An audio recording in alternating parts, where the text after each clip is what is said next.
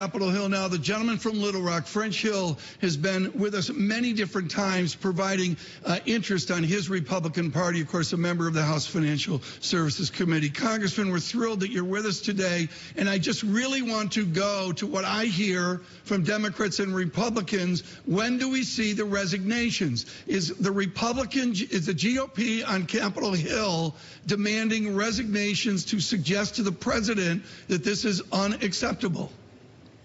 Well, good morning, Tom. Thanks for having me. I think that Republicans on the Hill were deeply disappointed by the president's press conference with President Putin because together the executive branch and the legislative branch have put absolutely the toughest sanctions on Russia for their behavior in the Ukraine and the Crimea. We've put a lot of pressure on Russia from sanctions because of their coddling of Assad in Syria. We've increased the military budget. We've increased our commitment to NATO. And so it's frustrating to us when we see this kind of mixed message that was sent in Helsinki. Good morning, Representative Hill. It's Naira in London. Are you disappointed in the president's walking back and his general handling of what happened in Helsinki with President Putin? No, I'm glad he walked it back. I'm glad he attempted to clarify it. I'm glad he reinstituted his confidence publicly in the fine work done by American intelligence officials who are doing the best they can with the information they have to provide us as policymakers the information that we need. So I was pleased he made the effort to clarify his position and, as you say, walk it back.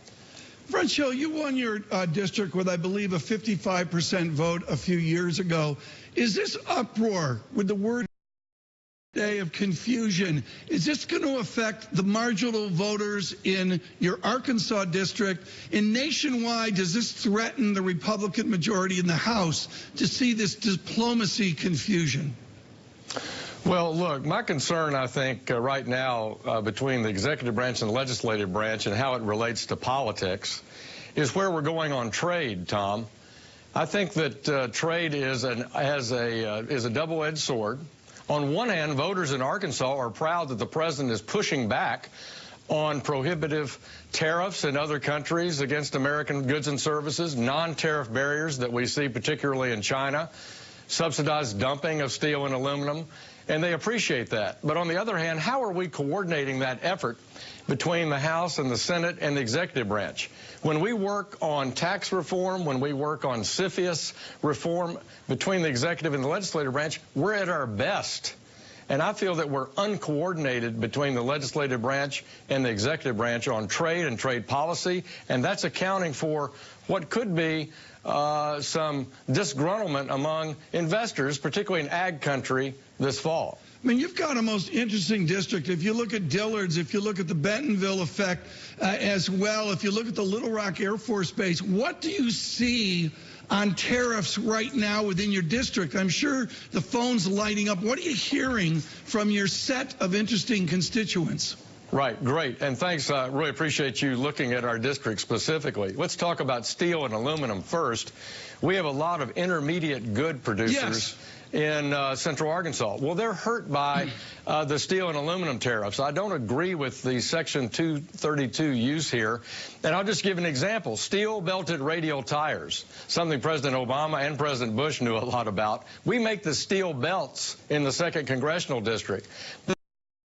Steel rod that's threaded into the steel belts is imported. It's not made in the United States. And so that puts immediately these manufacturers at a terrible disadvantage. Naira, this is important. We're speaking with French Hill, mechanical engineer from Vanderbilt this morning on the technology of tires. Naira, save us here from our engineering lesson. Yeah.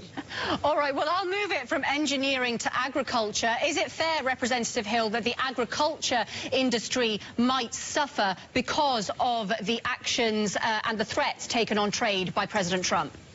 Yeah, the people are nervous in ag country, as I note. Soybean prices at $8.35 or so are down about 13% this year. They're about at a 10-year low. And they come at a time where farm incomes are down anyway.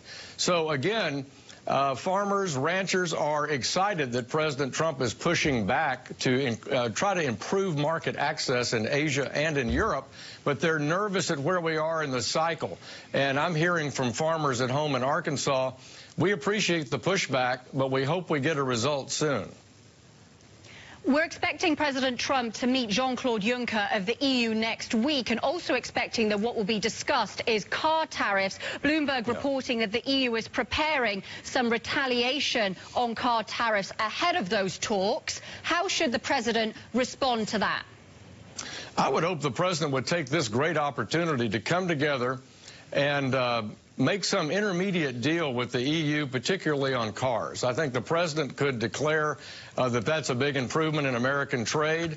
It's a major supply chain between the two countries.